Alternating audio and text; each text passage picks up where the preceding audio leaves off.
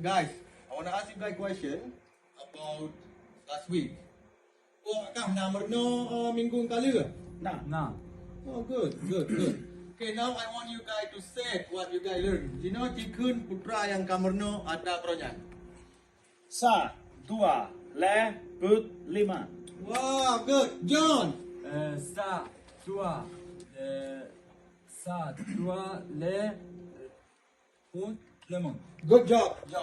Okay, now we're gonna learn the new one. Okay? Peronyak kamerno yang baru. 6, Enam, 7, tujuh, 8, lapan, Tikurung, sikurang, 10. ziplo. Okay, diulang. Enam, tujuh, ziplo.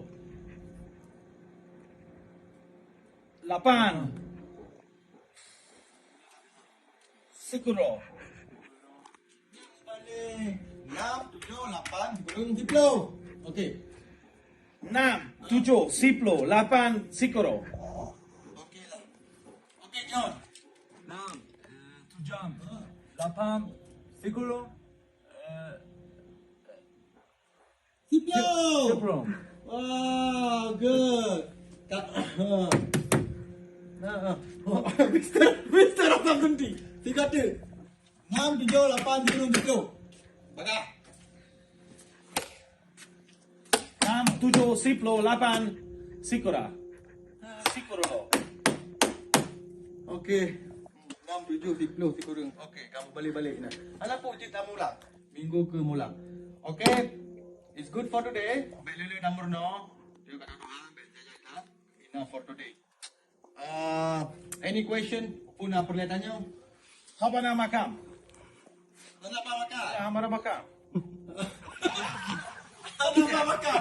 Lanjut kamu bilang kenapa makan. Apa nama kamu? Mana minggu ke dapat makan, okey? Please. Ya, minggu ke dapat makan. Yes, Okey? apa? Minggu ke dapat makan. Okey? Kaji untuk kelas yang kelih.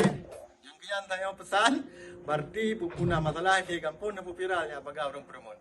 Okey, sekian. Dan yo anggota pengajian anggota pengajian malam minggu Tengku Ham, Tengku Bakri yo kamu paju kuah belanga sama lagi kampung yo chef Tengku Musuradi Hussein dari Kemala yang pada tantang kurang mendih mangat ya anggota pengajian malam minggu Aceh Canadian Community Society.